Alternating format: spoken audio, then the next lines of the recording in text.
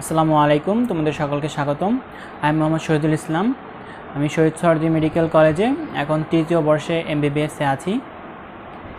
তো এখন সামনে যে পরীক্ষাটা হবে সেটা হচ্ছে মেডিকেল অ্যাডমিশন টেস্ট 2025। তো এই পরীক্ষাটা তোমরা HSC 24 ব্যাচ যারা আছে তারা দেবা। তো দেখো, তোমাদের HSC পরীক্ষাটা তো আর এখন হচ্ছে না, সরকার থেকে হয়তো সাবজেক্ট ম্যাপিং এর মাধ্যমে তোমাদের রেজাল্টটা দিয়ে দিবে। কিন্তু এখন তোমাদের ডিসিশন মেকিংয়ের সময় যে তোমরা মেডিকেল অ্যাডমিশন টেস্ট এর প্রস্তুতিটা তোমরা কীভাবে নিতে চাও আর কি, এইটা তোমাদের আর কি ভালোভাবে আর কি সিদ্ধান্তটা নিতে হবে। তো কয়েকটা কোয়েশ্চেন অ্যারাইজ করছে, বিভিন্ন স্টুডেন্ট আমাকে এসব কোয়েশ্চেনগুলো আস্ক করছে। তো কোয়েশ্চেনগুলো তোমরা একবার শুনে নাও যে তোমরা আসলে কোচিংয়ে ভর্তি হবা নাকি, যে কোন কোচিংয়ে ভর্তি হবে, অনলাইন অফলাইন এক্সাম ব্যাচ নাকি ফুল কোর্স, বা আদৌ আমার কোচিংয়ে ভর্তি হওয়ার দরকার আছে কি না, একটা কোয়েশ্চেন। তারপর হচ্ছে যে তোমরা হোম টিউটর রাখবে কি না, যাদের সামর্থ্য আছে তারা কি রাখবা নাকি রাখবা না, আসলে এটা কি মানে প্রয়োজন আছে নাকি নাই। 3 হচ্ছে আসলে কী কী পড়া লাগে। তো মনে করো কোচিংয়ে যদি ভর্তি হও, দেখবা তোমাকে অনেক মানে মানে বই দেয় তারা, তাদের এখান থেকে মনে করো স্পেশাল কিছু বই দেয়, ওগুলো কি আসলে দরকার নাকি দরকার না। তারপর আছে এখন কোন কোচিংটা আর কি ভালো, এটা আমি একটা আমার পার্সোনাল ওপিনিয়ন দেব, আসলে কোনটা তোমাদের করা উচিত। আর হচ্ছে হ্যাঁ, কতক্ষণ তোমরা পড়বা, এই প্রিপারেশন নেওয়ার সময় তোমাদের কতক্ষণ আর কি পড়াশোনা করা উচিত। তো এই বিষয়গুলো আজকে আমি তোমাদেরকে একটু বিশ্লেষণ করে বলবো আমার অভিজ্ঞতার আলোকে, এবং আমার ফ্রেন্ড যারা মেডিকেলে পড়ে এখন তাদের যে অভিজ্ঞতা আছে সেই সকলের আলোকে আজকে আমি তোমাদেরকে এই কথাটা আর কি ভালোভাবে বুঝিয়ে বলবো। দেখো, প্রথম কোয়েশ্চেন হচ্ছে তোমরা এখন কোচিংয়ে ভর্তি হবা নাকি হবা না। তো এই জিনিসটা নির্ভর করতেছে সম্পূর্ণ তোমার উপরে। এখন যদি মনে করো তুমি অনেক ভালো মতো HSC লেভেলে পড়াশোনা করেছো, তোমার কোচিংয়ের এখন আর কি তেমন দরকার নাই, এখন ওই কোচিংয়ের ক্লাসগুলো না করে তুমি যদি জাস্ট নিজের মতো প্রিপারেশন নাও, তুমি এমনি চান্স পাবা। তো আমার একটা ভিডিও আছে যে কোনো কোচিং টোচিং ছাড়াই তুমি বাসায় কীভাবে প্রিপারেশন নেবে, তো তোমরা চাইলে সেটা দেখতে পারো। এখন মনে করো না তুমি এখন কোচিং তোমার সামর্থ্য আছে, তুমি ভালো মতো পড়ছো কিন্তু তাও তুমি কোচিং করতে চাও, তাহলে এখন তোমার কি করা উচিত, অনলাইনে ভর্তি হবা নাকি অফলাইনে কোচিংয়ে ভর্তি হবা। তো দেখো, অনলাইন এবং অফলাইন দুই জায়গাতেই কিন্তু ভালো মতো পড়াবে। তো এটা নির্ভর করবে তুমি কোথা থেকে ক্লাসটা করছো সেটার উপরে। মনে কর তোমার বাসা থেকে কোচিংয়ের দূরত্ব আধা ঘন্টার ভিতরে, তুমি হ্যাঁ তাহলে তুমি অফলাইন ক্লাসগুলাই করবা, অফলাইন ক্লাস করবা, অফলাইনে এক্সাম দিবা, বুঝছো। তারপর হচ্ছে না তোমার বাসা থেকে কোচিংয়ের দূরত্ব অনেক, 1.5 ঘন্টা বা 1 ঘন্টা 2 ঘন্টা লাগে যাইতে, এভাবে তোমার আসতে যাইতেই 3-4 ঘন্টা চলে যায়, তাহলে একদম স্টপ, তোমাদের অফলাইন কোচিংয়ে ভর্তি হওয়ার দরকার নেই। তো আমি আমার অভিজ্ঞতা থেকে বলি যে আমি সরকারি বিজ্ঞান কলেজে পড়তাম। তো আমি সাভার থেকে সরকারি বিজ্ঞান কলেজে যেতাম। তো এখান থেকে ওইখানে যাইতেই মনে করো সময় লাগতো 1.5 ঘন্টার মতো, আবার আসতেও 1.5 ঘন্টা। তো অনেক সময় কম বেশি লাগতো, ঢাকার জ্যামের অবস্থা অনেক খারাপ, তো জ্যামের বিষয়টা মাথায় রাখতে হবে। হ্যাঁ, এই জ্যামের বিষয়টা যদি মাথায় না রাখো তাহলে দেখবা তোমরা পড়ার সময় পাচ্ছ না ঠিক মতো। 3-4 ঘন্টা তো বললাম জাস্ট যাওয়া আসার ভিতরে, এর ভিতরে হয়তো অনেকে পড়ার চেষ্টা করবা কিন্তু আসলে জ্যামে ওরকমভাবে পড়ালেখা হয় না। আর তোমরা যারা অভ্যস্ত না জ্যামের ভিতরে বাসের ভিতরে, তারা তো অবশ্যই কখনো পারবে না। তো তুমি গেলা, তারপর আবার বাসায় আসলা, তো এখন বাসায় এসে তোমার অ্যাটলিস্ট 1-1.5 ঘন্টা আবার রেস্ট নিতে হবে। তাহলে দেখো তোমার এমনি 5 ঘন্টা 4 ঘন্টা নষ্ট হয়ে গেল। এই জন্য অবশ্যই এই ভুলটা করবা না, বাসা এবং কোচিংয়ের ডিস্টেন্স যাতে এত মানে সময় নষ্টকারী যাতে না হয়, এই জিনিসটা খেয়াল রাখবা। তো এখন মনে করো না তোমার বাসার আশেপাশে কোনো কোচিং নেই, তাহলে তুমি কি করবা, এক্ষেত্রে তুমি একদম চোখ বন্ধ করে অনলাইনে ভর্তি হয়ে যাও, অনলাইনে ক্লাসগুলো করো, অনলাইনে ডেইলি এক্সামগুলো দাও, এবং শেষে যে মডেল টেস্টগুলো হবে তুমি যদি চাও তাহলে সেটা তুমি অফলাইনে গিয়ে দাও। শেষের যে মনে করো 15 দিন বা 1 মাস যে পরীক্ষাগুলো হয় ওগুলো তুমি অফলাইনে গিয়ে দূর হলেও গিয়ে দিয়ে আসো, তোমার একটা প্র্যাকটিস হবে। তো এই ছিল মনে করো আর কি ইয়াটা, যে কোচিংয়ে ভর্তি হওয়াটা। আরেকটা জিনিস, যে ফুল কোর্সে ভর্তি হবা নাকি এক্সাম ব্যাচে ভর্তি হবা। তোমার যদি ভালো মতো পড়া হয়ে থাকে তাহলে তোমার ভর্তি হওয়ার দরকার নাই ফুল কোর্সে, তুমি জাস্ট এক্সাম ব্যাচেই ভর্তি হও এবং তোমার পড়াশোনাটা তুমি বাসা থেকে চালিয়ে যাও। তো এখন কিভাবে আর কি এটা করবা সেটার ভিডিওগুলো আছে, যে একটা অধ্যায় কীভাবে পড়বা, তারপরে সেই অধ্যায়ের সাথে আর কি পড়তে হবে, এগুলো নিয়ে আমি অনেক ভিডিও বানিয়েছি, তোমরা চাইলে ভিডিওগুলো চেক করতে পারো। আর এক্সাম ব্যাচের ক্ষেত্রেও দেখবা বাসা থেকে কোচিংয়ের দূরত্ব যাতে মানে বেশি দূরে না হয়, তো এক্ষেত্রেও তুমি অনলাইনে ভর্তি হতে পারো যদি অনেক দূরে হয়। আর যদি অফলাইনে ভর্তি হও তাহলে অবশ্যই দেখবা বাসা এবং কোচিংয়ের ডিস্টেন্স যাতে 30 মিনিটসের বেশি না হয়। ঠিক আছে, তাহলে এইটা ছিল কোয়েশ্চেনটা কি, কোচিংয়ে আসলে তুমি ভর্তি হবা নাকি হবা না, তাহলে 1 নাম্বার কোয়েশ্চেনের পয়েন্ট। এখন সেকেন্ড যে কোয়েশ্চেন সেটা হচ্ছে কি তোমরা হোম টিউটর রাখবে কি না।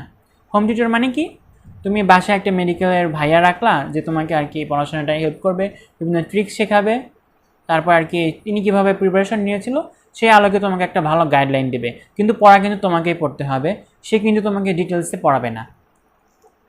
তো এক্ষেত্রে আমার পরামর্শ হচ্ছে যদি তোমার মনে করো বাসা এবং কোচিংয়ের ডিস্টেন্স কম হয়, তোমাকে যথেষ্ট সময় থাকে, সময় অপচয় না হয় এবং তোমার ক্যাপাবিলিটি থাকে যে বাসায় একজন ভাই এনে পড়ানোর, তাহলে তুমি অবশ্যই পড়াও। আই অ্যাপ্রিসিয়েট দ্যাট, কারণ সে তোমাকে আর কি বিভিন্নভাবে সাহায্য করতে পারবে। অনেক সময় দেখবা তুমি অনেক বেশি জিনিস পড়ে ফেলছো যেগুলো আসলে দরকার হয় না, বা অনেক জিনিস তুমি বাদ দিয়ে দিচ্ছ কিন্তু সেগুলো আর কি গুরুত্বপূর্ণ। তো উনি এটা কী করবে, পর্যবেক্ষণ করবে, তোমাকে গাইডলাইন করবে, তোমাকে একটা মানে অন দ্য ট্র্যাক রেখে দিবে যাতে তুমি ঠিক পথে আর কি তুমি আগাতে পারো। তো এটা হচ্ছে আর কি একজন মেডিকেল ভাইয়া রাখার আর কি সুবিধা। তারপর হচ্ছে আর কি আরেকটা জিনিস, মনে করো যে তোমাদের কোচিংয়ে ভর্তি হওয়ারও সামর্থ্য নাই, বাসায় মনে করো ভাইয়া রাখারও সামর্থ্য নাই, তাহলে তোমাদের কি করতে হবে, তোমাদের ক্লাসও এরকম ভালো মতো তোমরা করো নাই, তাহলে হ্যাঁ তোমাদের জন্য মনে করো একটু সুখবর আছে, যে মনে করো ইউটিউবে দেখবা যে উদ্ভাস, উন্মেষ, তারপর রেটিনা বা আরও অন্যান্য যে টপ প্ল্যাটফর্ম আছে এই মেডিকেল অ্যাডমিশনের, তারা দেখবে অনেক ফ্রি ভিডিও দিয়ে রেখেছে তাদের মনে করো 2 ব্যাচ বা 3 ব্যাচ আগের কোর্সগুলার।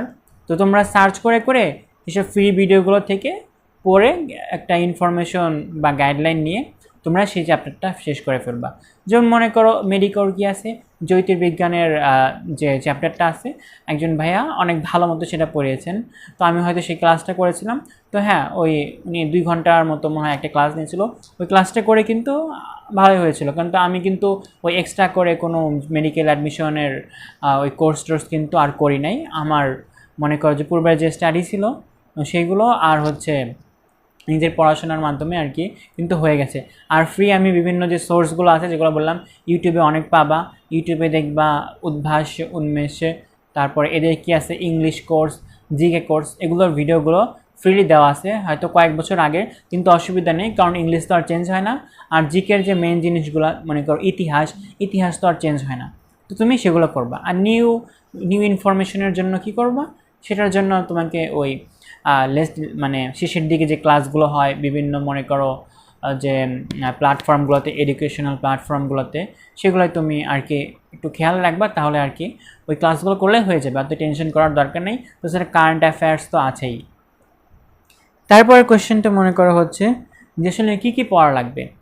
তো পড়ার মেইন জিনিস হচ্ছে কি, যে বইগুলো, বোর্ড বইগুলো, কিন্তু আমার এখানে তুমি দেখতে পারতেছো যে এই বইগুলো আছে, তো এগুলো আসলে কিন্তু মেইনলি পড়ার জিনিস।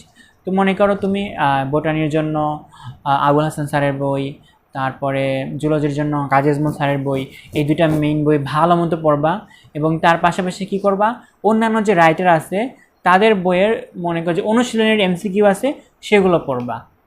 আর যদি তুমি কোচিংয়ে ভর্তি হও তাহলে তো তোমাকে তারা বিভিন্ন সময় বলে দেবে যে এটা গুরুত্বপূর্ণ, এটা এই বইতে নাই, সেগুলো তুমি নোট করে রাখবা। আর কোচিংয়ে আর যদি তুমি ভাষায় ভাইয়া রাখো সেও তোমাকে বলে দেবে। আর যদি মনে করো তোমার কাছে একটাও নাই, তাহলে তোমার ইয়াটা কি, মানে কীভাবে তুমি হেল্পটা পাবা, মনে করো যে তুমি কিছু সহায়ক কিছু বই কিনছো যেগুলোর মধ্যে কী আছে অন্যান্য রাইটারের বইয়ের গুরুত্বপূর্ণ ইনফরমেশন এবং কিছু স্পেশাল ইনফরমেশন দেওয়া আছে। মনে করো যে আমার এই পাশে কয়েকটা বইটাই আছে দেখা যাচ্ছে, হয়তো এগুলো কি হয়তো রয়্যালের, এগুলো কিনছিলাম আমি, তো এগুলো থেকে তুমি ওইগুলো আর কি পড়তে পারবা। তো এক্ষেত্রেও যে তোমাকে যে কোচিংয়ে ভর্তি হলে যেগুলো দিবে মেডিট্রিক্স বা ডাইজেস্ট এগুলো দিবে, এগুলো পুরোটা পড়ার দরকার নাই। মনে করো স্পেশাল কিছু কোয়েশ্চেন থাকলে সেগুলো পড়বা, আর হচ্ছে অন্যান্য রাইটারের বইয়ের এমসিকিউগুলো করবা, এটুকু করলেই হবে, পুরোটা পড়ার সময়ও নেই।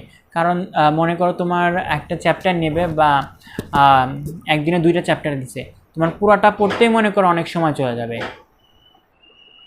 তো তো সহায়ক বই থেকে তোমরা জাস্ট ওইটুকুই পড়বা, পূর্ণাঙ্গ রাইটারের বইয়ের এমসিকিউ এবং কিছু স্পেশাল থাকলে সেগুলো পড়বা। তো এই হলো গিয়া আর কি কতটুকু তোমার পড়ার দরকার। আর তাছাড়া তুমি যে বিভিন্ন এক্সাম দেবা বা বইয়ের যে এমসিকিউগুলো সলভ করবা সেগুলো দেখবা তোমার অনেক ভুল হবে। সেই ভুলগুলো তুমি কি করবা, মার্ক করে রাখবা, মেন বইতে লিখে রাখবা বা লাল কালি দিয়ে দাগায় রাখবা যে জায়গাটা ভুল হয়েছিল, ওটা তুমি বারবার পড়বে। তো আমি বলি এই প্র্যাকটিস করে যে ভুলগুলো তোমার বের হবে সেগুলো সলভ করার, বারবার সলভ করার গুরুত্বপূর্ণ মানে ভূমিকাটা কি জানো? এই দেখবা এইগুলো থেকেই তোমার মেডিকেল ভর্তি পরীক্ষায় অনেক কোশ্চেন এসে যাবে। তো আমার ক্ষেত্রে এমন হয়েছিল, মনে করো আমি হাজারি স্যারের বইয়ের এমসিকিউ করলাম বা মনে করো জিকে প্র্যাকটিস করতেছি, দেখবে অনেক কোয়েশ্চেন তোমার ভুল হয়ে যাবে, তুমি একটা সলভ করবা কিন্তু অন্যটা অ্যান্সার ভুল হয়ে যাবে। তুমি ভুলগুলো মার্ক করে রাখবা, ওগুলা পরে আবার রিভিশন দেবা বারবার। তো এগুলো থেকেও দেখবা অনেক কোয়েশ্চেন এসে যায় এবং অনেক কোয়েশ্চেন তোমাদের কমনও পড়বে। তারপর আছে মনে করো যে কতক্ষণ পড়া লাগবে। আসলে কতক্ষণ পড়া লাগবে এটা হচ্ছে তোমার খাওয়া দাওয়া, ঘুম, নামাজ, গোসল এগুলা বাদ দিয়ে যে সময়গুলো থাকে বাকি সময় তুমি দেখবা তুমি পড়েই শেষ করা পারবে না। কত সময় আর কি পড়বা, সব সময় তোমার পড়ার পিছিয়ে দেওয়া লাগবে। তুমি মনে করো 2টা চ্যাপ্টার দিছে, সেই চ্যাপ্টার পুরোটা দাগাবা, দাগিয়ে সেটা পড়বা, পড়ার পরে আবার রিভাইজ দিবা, রিভাইজ দেওয়ার পরে অনুশীলনীর এমসিকিউ করবা, তারপরে সহায়ক বই আছে সেখান থেকে অন্যান্য রাইটারের বইয়ের এমসিকিউ সলভ করবা।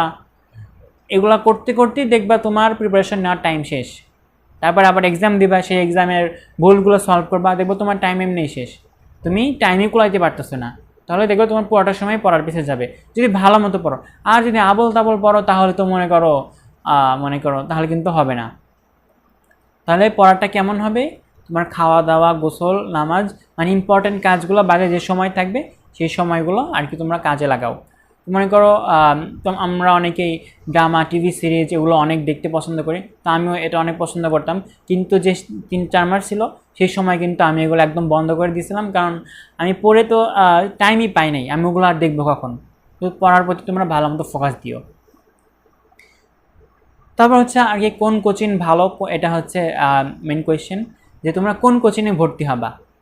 তো একদম আসল কথা হচ্ছে তুমি যদি অফলাইনে ভর্তি হতে চাও তোমার বাসার কাছে যে কোচিংটা আছে সেটাই ভর্তি হয়ে যাও, সব কোচিংয়েই মোটামুটি একই রকম পড়ায়। আর যদি বলো আমার পার্সোনাল অপিনিয়নটা কি, তো পার্সোনাল অপিনিয়ন বলতে গেলে যদি এক্সাম ব্যাচের কথা বলো তাহলে উন্মেষের এক্সাম ব্যাচটা অনেক ভালো। আমি পার্সোনালি সেটাতে ভর্তি ছিলাম এবং এক্সামগুলো কেমন হয়, মনে করো তুমি একটা চ্যাপ্টার পড়লা, এক জায়গায় একটু বাদ দিয়ে রাখলা, দেখবা সেখান থেকেও কোয়েশ্চেনটা দিয়ে দেয়, মানে সম্পূর্ণটা টাচ করে। তাহলে উন্মেষের যে এক্সাম ব্যাচটা আছে সেটা ভালো। আর ক্লাসের ক্ষেত্রে আমি মনে করি যে আমি তো ফ্রি ক্লাসগুলো মনে করো ইউটিউব থেকে অনেক যেগুলো পাইছি সেগুলো কয়েকটা করছি, তো মেডিকেলগুলোও করছিলাম, তারপর ফিজিক্সের এগুলো, তারপরে কি বল রেটিনারগুলো মানে করছিলাম। তো রেটিনার ক্লাসগুলো আর কি মোটামুটি ভালো লাগছে, আর তোমরা চাইলে রেটিনার ক্লাসে ভর্তি হতে পারো। তো এই ছিল আর কি, আশা করি তোমরা কোয়েশ্চেনের অ্যান্সারগুলো পেয়ে গেছো। যদি আরও কোনো কোয়েশ্চেন থাকে তাহলে এই কমেন্ট বক্সে জানাও, অথবা আমাকে আমার ফেসবুক আইডিতে আমাকে মেসেজে জানাও, আমি তোমাদেরকে সাহায্য করব, কোনো অসুবিধা নেই। আর নেক্সট যদি কোনো টপিকের উপর ভিডিও চাও তাহলে সেটা বলো, আমি সেটা পরবর্তী ভিডিও আপলোড করে তোমাদেরকে দিয়ে দেবো। তো আজ এই পর্যন্তই, পরবর্তীতে আবার তোমাদের সাথে দেখা হচ্ছে। আসসালামু আলাইকুম, আল্লাহ হাফেজ।